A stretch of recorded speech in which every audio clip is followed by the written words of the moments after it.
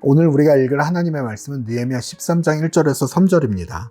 백성이 이 율법을 듣고 곧 섞인 무리를 이스라엘 가운데서 모두 분리하였느니라. 아멘.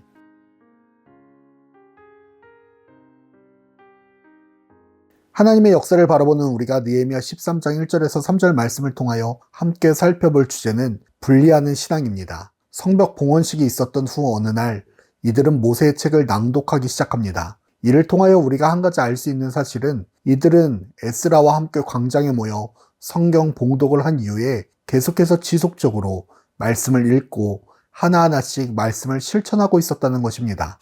성경을 이루며 살아가는 것이 단 한 번의 이벤트나 프로젝트가 아니라 그들의 삶의 일부가 되어 말씀이 그들의 삶의 중심이 되어가고 있었습니다. 그동안 포로로 잡혀 있으면서 하나님의 뜻을 이루지 못하며 살아갔는데 이제 말씀을 읽으면서 자신들이 하나님의 뜻에 벗어난 것을 고치기 위하여 돌려놓기 위하여 지속적인 움직임을 이어가고 있었습니다. 예루살렘에 있었던 사람들이 말씀을 지키며 살아가는 순간에 하늘에서와 같이 하나님의 뜻이 그들이 살아가고 있는 유다 땅 예루살렘에도 이루어지기 시작합니다.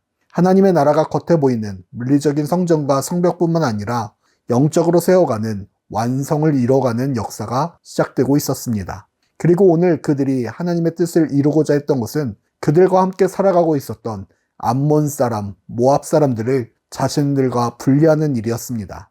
이스라엘 백성들이 가나안으로 들어왔던 시절만 해도 암몬, 모압과 이스라엘 백성들은 종교, 역사, 문화적으로 큰 차이가 존재했습니다. 그러나 여호수아가 죽고 약 660년의 세월이 지나면서 그들은 이방의 우상들을 받아들였고 그들의 문화를 받아들였으며 이미 왕실에서는 이방인들과 결혼하기 시작했고 포로기를 지나면서는 일반 백성들도 이방 사람들과 결혼하는 자들이 나타나기 시작했습니다.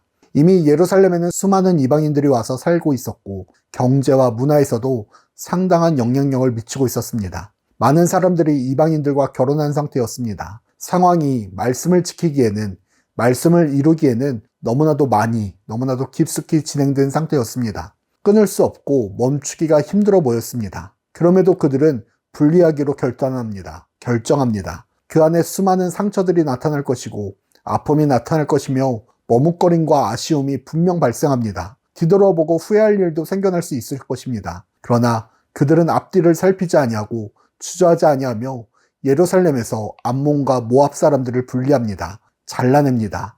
그것이 하나님의 뜻이 아니기 때문입니다. 잘라내지 아니하면, 분리하지 아니하면 하나님의 나라가 온전하게, 완전하게 세워질 수 없었기 때문입니다. 우리 안에도 온전한 하나님의 나라를 세우기 위하여 버려야 하는, 분리해야 되는, 잘라내야 하는 생활과 모습, 습관, 생각, 행동들이 존재할 것입니다. 대부분은 신앙을 위하여 하나님의 뜻을 위하여 포기하고 분리하고 잘라냈습니다. 그러나 몇몇 분들은 그 안에서 스스로 타협하며 스스로 받아들이고 스스로 껴안아 계속해서 신앙생활을 유지하는 분들도 계십니다. 그러나 분명한 것은 온전한 뜻이 이루어지지 않는 곳에 온전한 나라가 이루어지지 못합니다. 사랑하는 불꽃교회 성도 여러분, 우리는 겉으로만 보이는 성벽을 완성시키는 것이 아니라 영적으로도 우리의 생활 속에서도 하나님의 뜻을 이루며 하나님의 나라를 완성시키는 사람들입니다.